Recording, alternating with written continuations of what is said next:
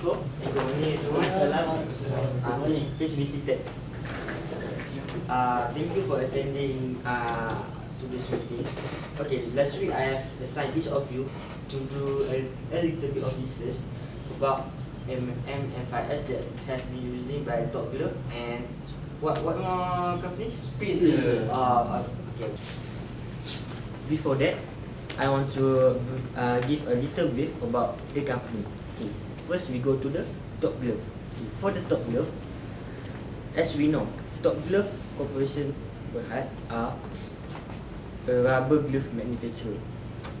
They are the world's largest rubber glove and have export to over 195 countries. Okay. The company was founded by Tan Sri Dr. Lim Wee Chai with his wife. By at this time, he is a salesman, and they built the company while the industry are booming and the price of the rubber are very low. But currently, they managed to make Top Glove to emerge as the world's largest manufacturer of glove by empower 25% of the market share. And Top Glove also inspired to increase their global market share to 30% by 2020. Okay, next we go to the Spritzer Bhd. Spritzer Bhd is an investment holding company while that engage in the manufacture and distribution of bottled and non-carbonated flavored water. Okay. Their founder, who is Dato' Lim Kok Boon, inspired to create this company when he visit Germany and have a sparkling soda water called Spritzer that give a meaning of freshness, elegance, and class. So he decided to build up a company called Spritzer.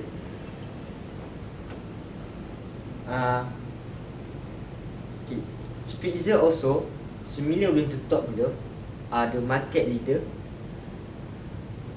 in bottled drinking and mineral water. Such they have a market share over 40% in the bottled water industry and over 50% of mineral water industry. For the business and economic literature review, Top Glove falls under industrial product. That means the industry use the product to manufacture other products. And for the Spritzer, they fall under consumer product. By the consumer use the products that manufactured by the Spritzer for their personal consumption or family consumption. Okay. Okay, now let's move to our main agenda. I hope all of you have done a complete research and do not disappoint me. Okay, now I would like to call Farizwan to do the presentation.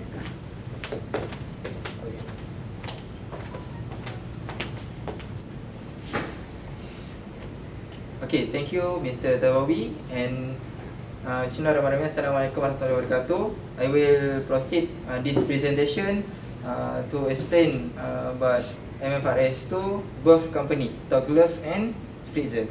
Okay, MFRS 2 share-based payment require an entity to recognize share-based payment transaction in financial statement.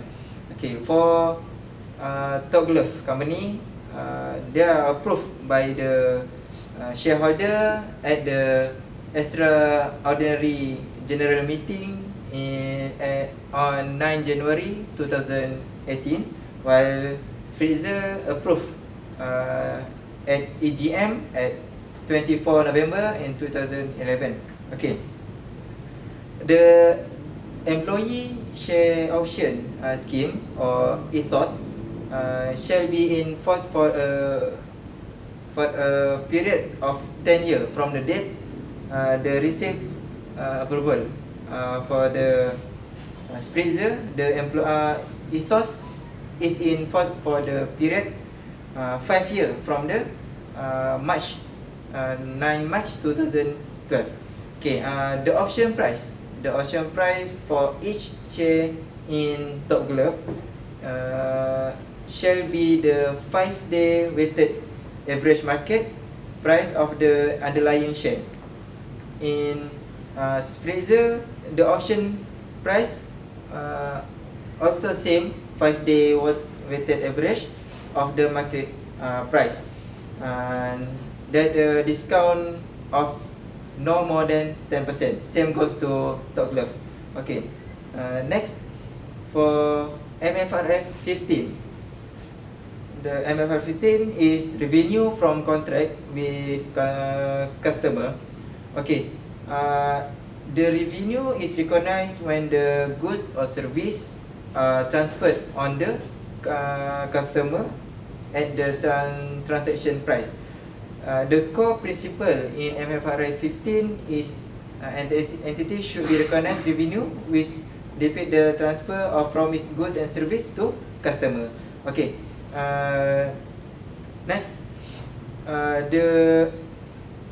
for Top Glove, either a full or modified retrospective application is required to on or after 1 January 2008, while for Spritzer, the company elect the modified retrospective approach upon adopted MFRF 15, which all the financial effect and the transaction date is 1 January 2018. The director do not expect the application of the MFRF 15 to have a significant impact on the financial statement of the group and of the company. That is for the Top Glove. And for Spritzer, the director have assessed and determined that the application in MFRF 15 in the future will not have material impact on the amount reported and disclosure financial statement, as a majority of revenue derived from the single performance obligation.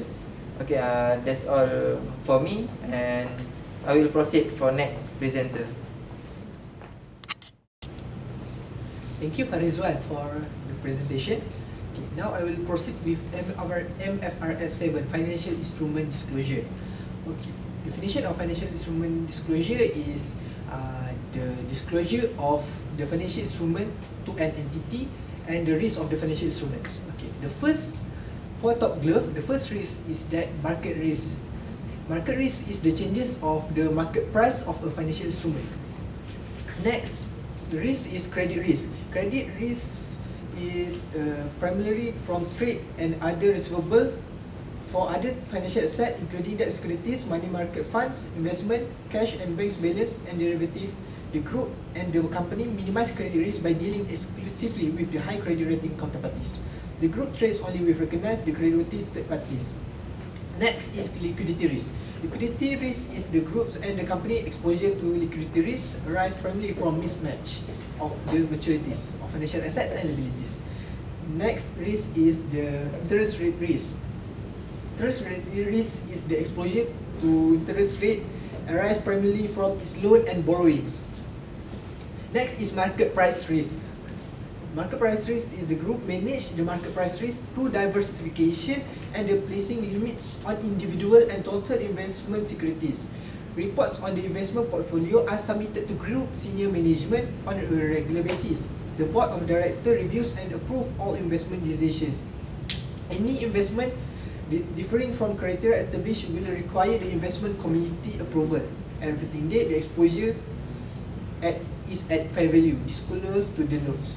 Next is foreign currency risk. For foreign currency risk, the group has transactional currency exposure mainly arising from revenue that are denominated in a currency other than respective functional currencies of the group entities. The foreign currency risk in which these transactions are denominated are mainly in US dollar, euro and Australian dollars. In addition, the group has significant borrowings in USD. Therefore, the group exposed in foreign currency risk. Next, for Spritzer Bhd, the market risk is the same as stock glove. Next, for the foreign currency risk, for the company group transaction, foreign currency risk are in US dollar, Australian dollars and euros, Singapore dollars, Chinese, Japanese yen, Hong Kong dollars that are exposed to foreign currency risk. For interest rate risk, the policy of the group is to borrow both of the fixed and floating rate basis. The objective for the mix between fixed and floating rate borrowings is set to reduce the impact and upward change in interest rates. For credit risk, the group and the company adopted policy only dealing with creditworthy counterparties. For receivable, the group established policies on credit controls involve comprehensive credit evaluation, setting up appropriate credit limits, ensuring the sales are made up to customers with good credit history, and regular review of customers' outstanding balance and payment trends. For amount due subsidiaries, the maximum exposure to credit risk of the company arising from amount due from subsidiaries is represented by its carrying amount of the financial position. For financial guarantee, the company monitors on ongoing basis of the repayment. For other financial assets, the credit risk on liquid funds are limited because the counterparties are banks with high credit ratings assigned by the international credit rating agencies. For the next risk is liquidity and cash flow risk. It is the prudent liquidity risk management to minimize the mismatch of the financial asset and financial liabilities and to maintain sufficient credit facilities for contingent funding requirement of working capital. For the next risk is capital risk management. The overall strategy remain unchanged from the previous financial report. The capital structure of the group, the company consists of net debt and equity of the group of the company. That's all. Thank you.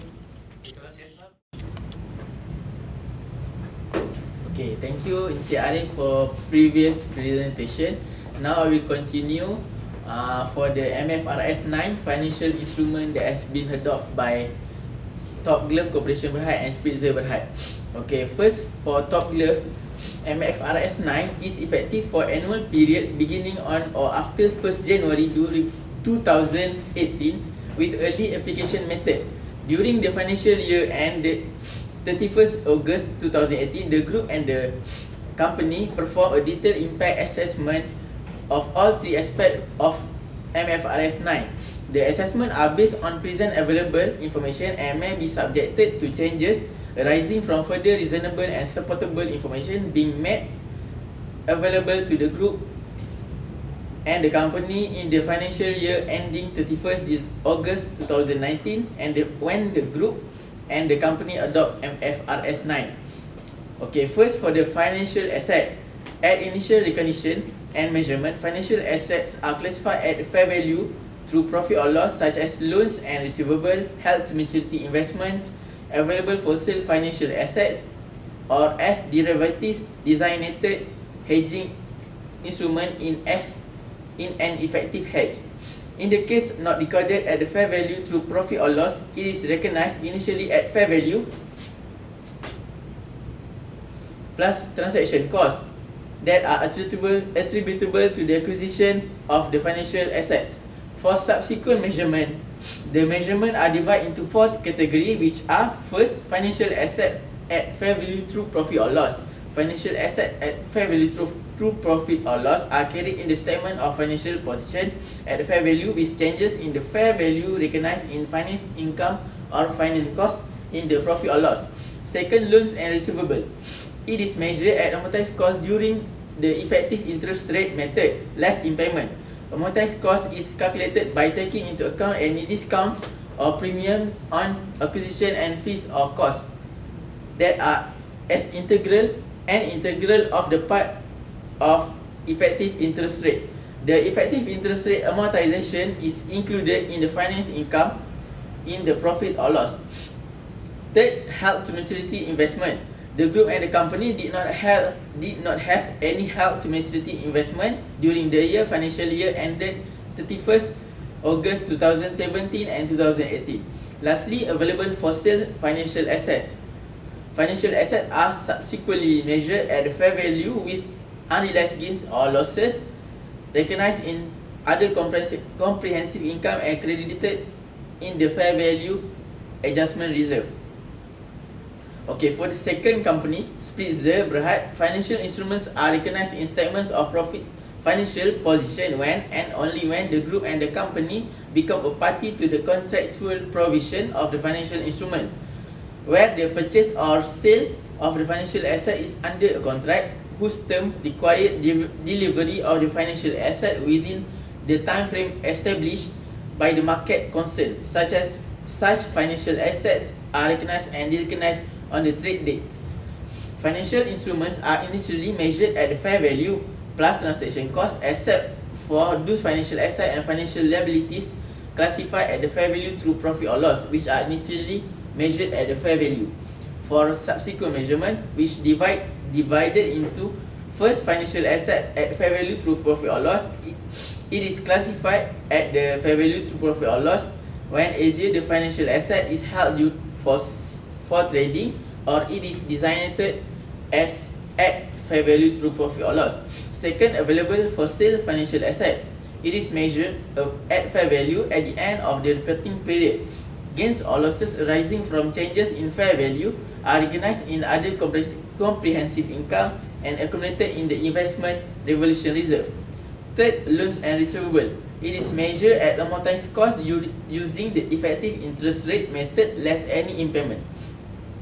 And fourth, impairment of financial asset. For financial asset carried at amortized cost, the amount of impairment losses recognized is the difference between the assets carrying amount and the present value of estimated future cash flow discounted at the financial assets original effective interest rate. For financial assets that carried at cost, the amount of the impairment loss is measured as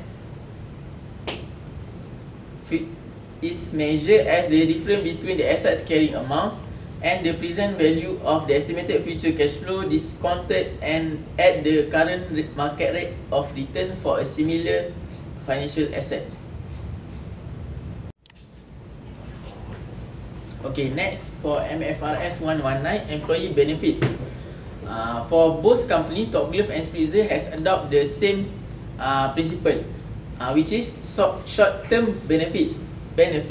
Wages, salaries, bonus and social contribution are recognized as an expense in the year in which the associated services are rendered by the employees.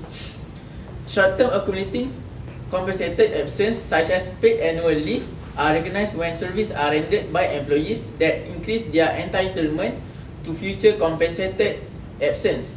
Short-term non-accumulating compensated absence such as sick leave are recognized when the absence occur. Thank you. Okay. Next is MFRS 126, accounting and reporting by retirement benefit plans. Both for Top Glove and Spritzer, the groups make statutory contribution to approved provident funds and the contributions are charged to profit or loss as incurred. The approved provident funds are defined contribution plans. Once the contribution have been paid, there are no further payment obligations. For MFRS 132 financial instrument presentation, both Top Glove and Spritzer, the finance cost will be presented in the statement of profit or loss. Next is the statement of financial position, where the derivative financial instruments in the current assets and the derivative financial instrument in the financial liability will be presented in the statement of financial position. Okay, next is corporate social responsibility. For Top Glove, they have offered 59 scholarships to students for various degree courses in local public universities. They also donate to institutes for redevelopment and facility improvement projects such as Sekolah Rendah Jenis Kebangsaan Chun Yin and Huaren Education Foundation. They also use charitable visits and donation for every year, especially during festive season in Malaysia such as Lunar New Year, Eid Mubarak and Deepavali. For Spritzer, they also help Spritzer Eco Park, Zumba, blood donation campaign and also sponsoring Kuala Lumpur 2017-29 SEA Games and others.